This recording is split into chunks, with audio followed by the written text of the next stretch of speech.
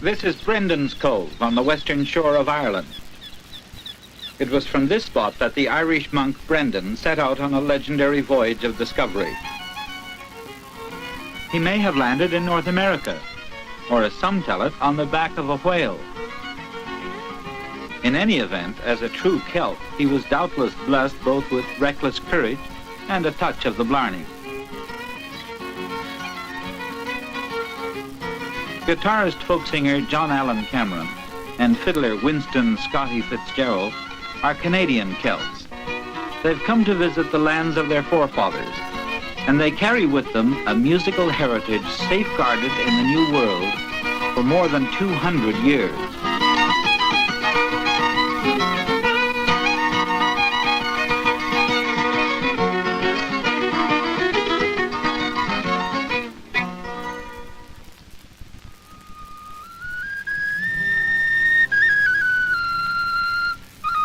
Who were the Celts? Where did they originate and when? They began as a collection of tribes in Central Europe, sharing the same language and religion. Their culture was quite highly developed, and although they had no written language, they were skilled artists, musicians, and great storytellers.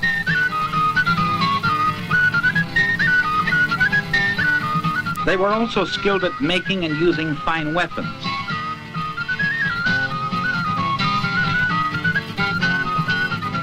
Julius Caesar called them Gauls and wrote admiringly of their horsemanship, their weapons, and their taste for battle. By 200 AD, the Celts had been driven across the Channel to Britain.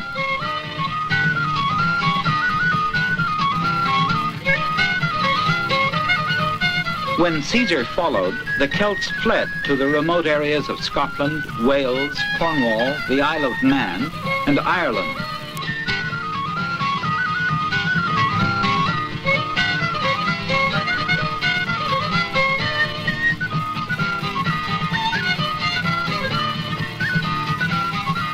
The Romans were unable to dislodge them from these strongholds, and the Celtic culture took root and grew.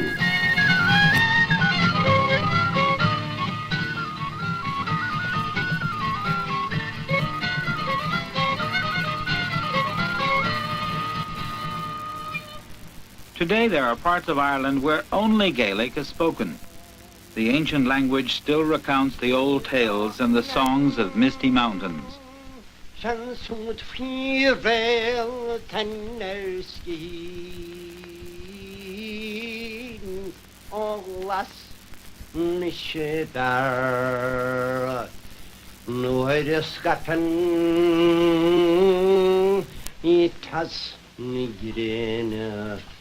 Ons beer jalgan samal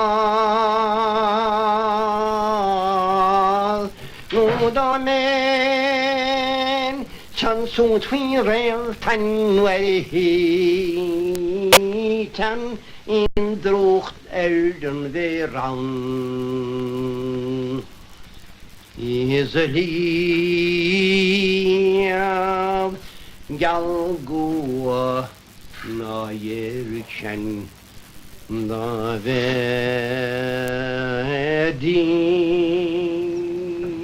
Part of the nature of Celts that they were able to survive in rugged terrain like this. Yeah. The idea of living in monastic surroundings was one of the things that Ireland and indeed Scotland has in common. And the idea of being alone on an island, of suffering the privations that an island imposes upon anybody, that this kind of gathered the strength of the monks. I haven't actually heard music in a place like this in years and years. What about the King of the Fairies? I'd love it. I'd love it.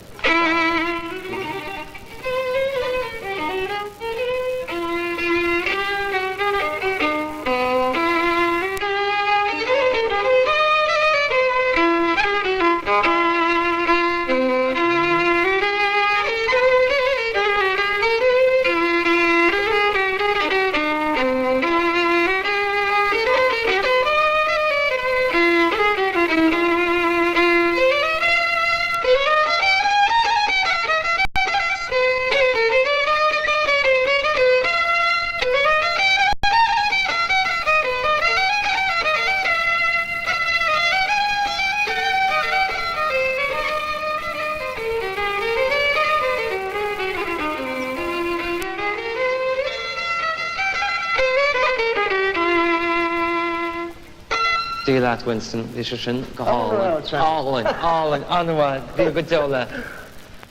I think it sounds magic in here. So, you know, it's Well, What? it's traditional Not Irish the music played. not the tune, but the way I played, but the tone, you know, and the echo of the castle. Music like you have played came out of the homes of ordinary people. And that is its beauty, and that's where it belongs. Right. And when you walk through fields like we have We done, have a flare here. then you know where you're about. You know what you're at. The ordinary people have kept their music well, and each year they gather in a pan-Celtic festival at Killarney to perform and sing in the old languages, some of them still vigorous, and others, like the Cornish dialect, just recently revived. Mia Beartroham East, Mia Beartroham West, my guzzle, my win, you and Jeff. There's me, Raspi, and Evan Olavi, how Gillis you Pelolema, how Gillis you Pelolema.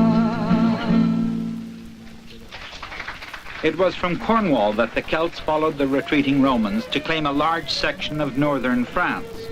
The Celts, with their Gaelic culture, had returned to mainland Europe, and they survive to this day as Bretons.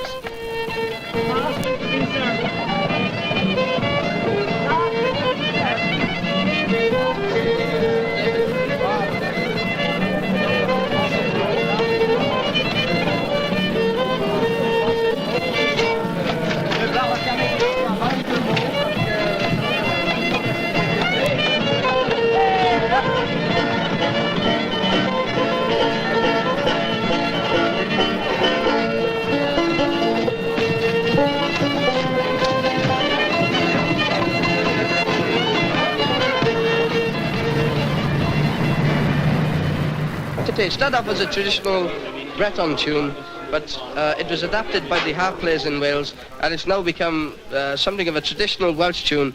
It's called Llydaw.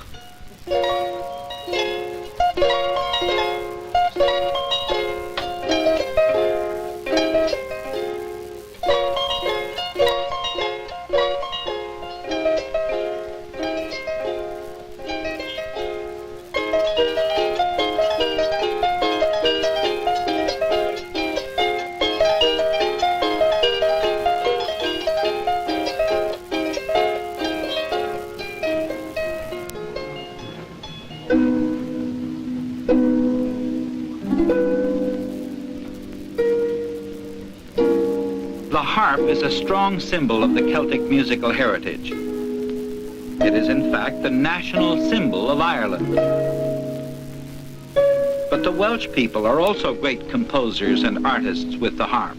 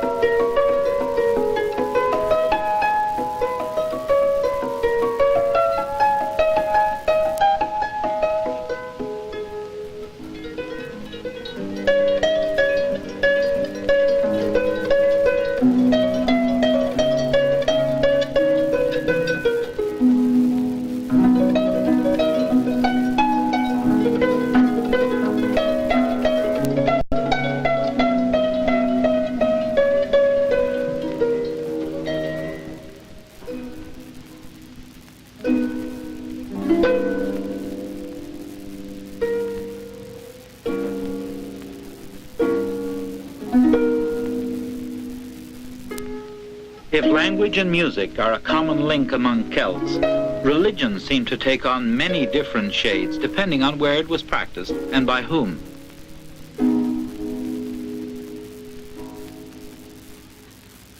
Irish monks went out as missionaries to Iceland and remote parts of the North Atlantic. Here in Iona, Scotland, St. Columba vowed to save as many souls as he had taken lives in battle. After the Battle of Culloden, with the defeat of Bonnie Prince Charlie, the Highland peasants were removed and their lands given over to more profitable and less troublesome creatures. But the Celtic will was strong, and through music a sad record of those times has been preserved. John Allen and Scotty are going to visit one of the finest living Scottish fiddlers, Hector MacAndrew. Scotty carries the memory and the fiddle of John Allen's uncle, Dan R. MacDonald, who was a great Cape Breton composer.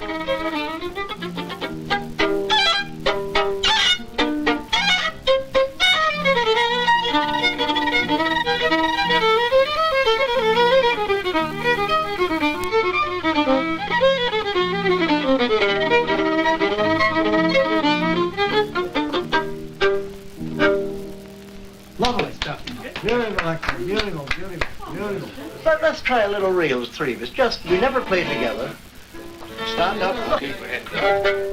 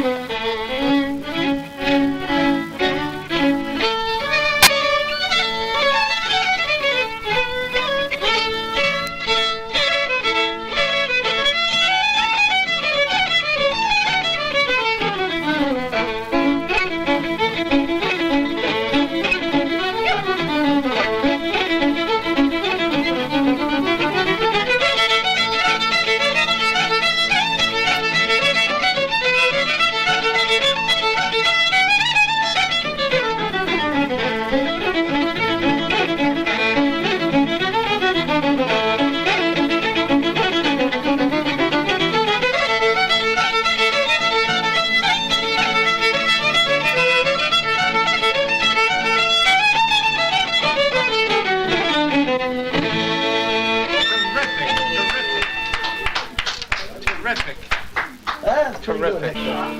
What is your evaluation of Winston? Well, he's near the truth. Near the truth. Hector, I want you to do one little favor for me, and Dan R. is not with us tonight. I wish he was. He's Departed. departed, yeah. And very sorry to say that, but I would like, and I know there's a lot of people home in Cape Breton that would like to see you play one little tune on Dan R. MacDonald's violin. Would you do that? Certainly do that. All right, Hector. And Of your own choice. may I say that it will be a tribute to Oh, thank you for saying that. I think it's good.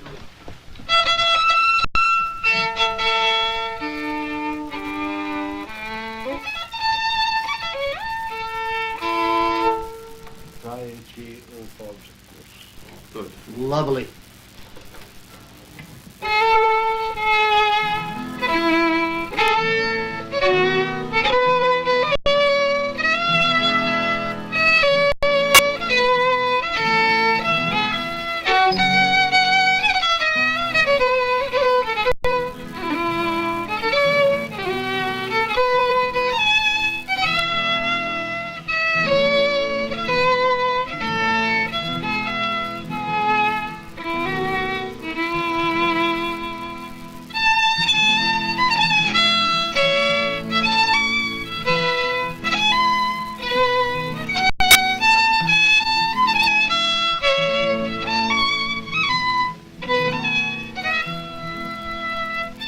In the mid-19th century, the Scots were once again driven from their homes.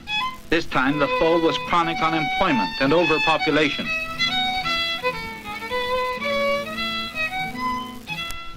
In Ireland, the potato famines drove nearly half of the Gaelic-speaking population to leave home. The Welsh and Cornish, too, left their coastal villages and sailed for America.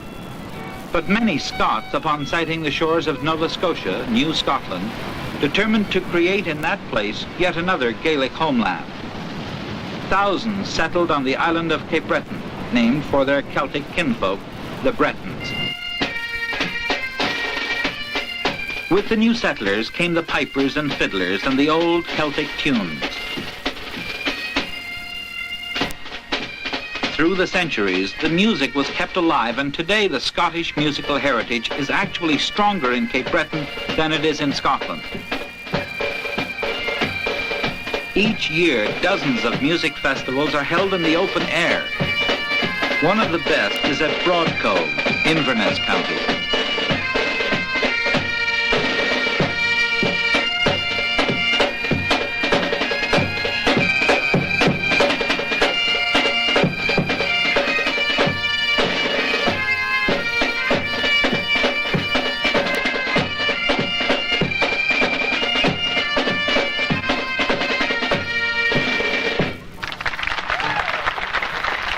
Here he is, ladies and gentlemen, John Allen Cameron. God bless you. Come now.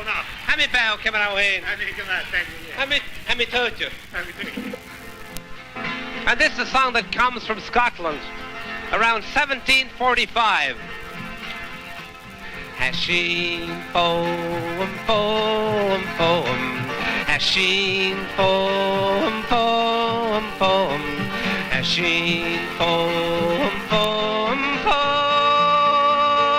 Rise and follow Charlie. Sound the pibroch loud on high, from John O'Groats to the Isle of Skye. Let every clan their slogans cry. Rise and follow Charlie.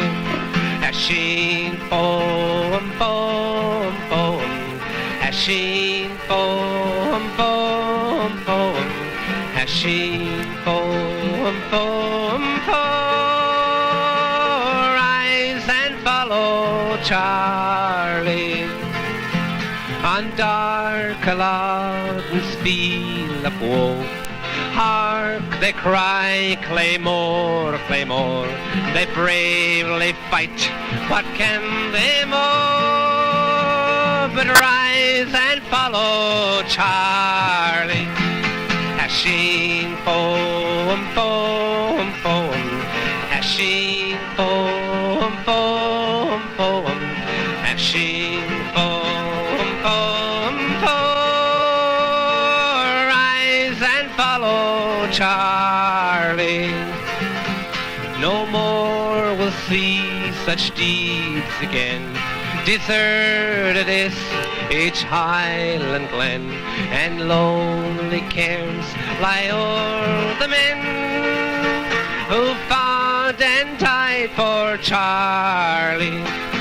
Hasheen poem, poem, poem. Hasheen poem, poem, poem. Hasheen poem, poem, poem. Rise and follow Charlie. John Allen is from Cape Breton. His brother, John Donald, lives there still. When you look at it now, really, when looking back, I think we had a lot. Although he spends much of the year in the large cities of Canada singing Celtic songs in concert halls and television studios, John Allen comes home often to Cape Breton to visit his family and to get in touch with his musical heritage. It's certainly easier now, and for our mother, feels that she's been through both worlds, so to speak, and what the older people say, you really have to listen to. Will you sing that song? Saturday market call, Catus and Cheese and Jet and a castle of Ocean and a stay again and yell and they Catus of a stars and cars, take not a candy and how to go like it's a whole ocean ahead of wine. So the fair we can say again and yell and they Catus of a stars and cars, take not a candy and how to go like it's a whole ocean ahead of wine.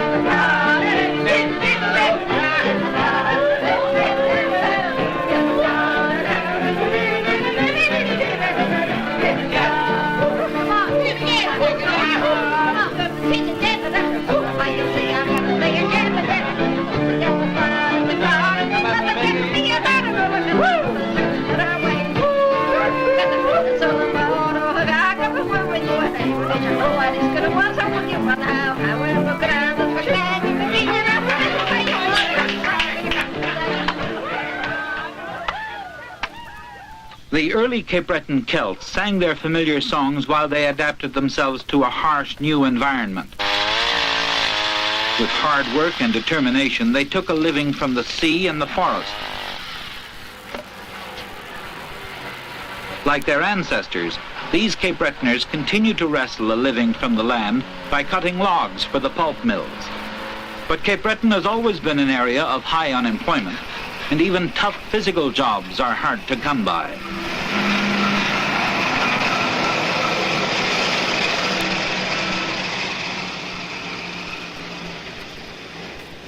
An awful lot of people that drink a hell of a lot, you know. But I get more or less depressed too, you know. And the only way to get back to reality is with maybe a little tune, you know. And which is true.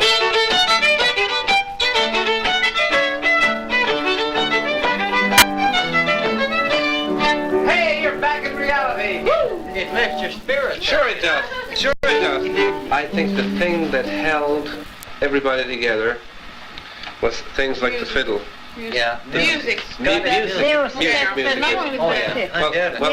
The fiddle was the king instrument. Actually, Cape Breton's first. The fiddle was the king instrument, and the fiddler was regarded as the fiddler and the priest were regarded as the primary heroes in the community. I think if everybody who loves Cape Breton ever moved back, it would sink. That's right. In the folk music revival which has taken place in Canada over the past 10 years, Celtic music has become a dominant force. Bells are there now. Play a few notes of a Celtic song, and the Celtic spirit awakens, sometimes in the most unlikely places. Our London is lost now. That knows so dearly how that stood again. Proud ever sorry, and sent them homeward. They think again of blood of Scotland. When will we see your life again?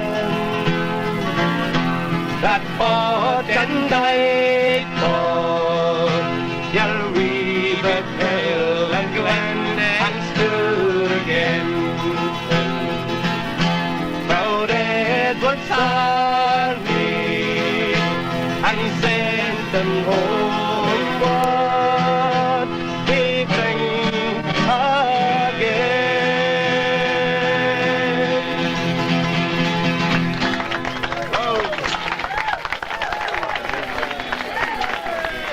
Canada Day 1977. The celebrations include a coast-to-coast live television link-up of many Canadian centres. From Prince Edward Island, a program of Celtic music. This is the Cape Breton Symphony.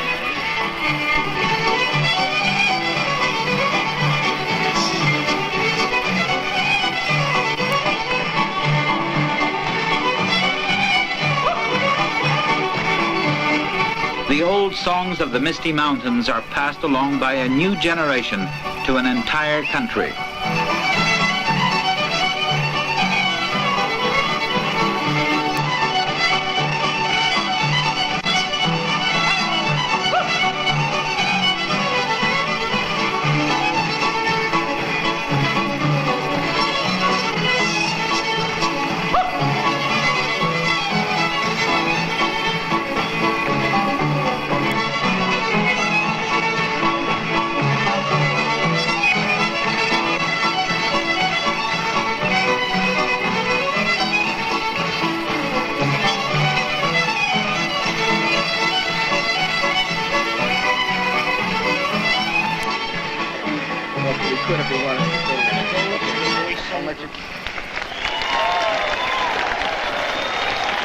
Even though their music travels the world, the Celts know their culture has always been secure in their homelands. And perhaps if they could gather somewhere, sometime, in one great Celtic ceilidh, what a time they'd make of it.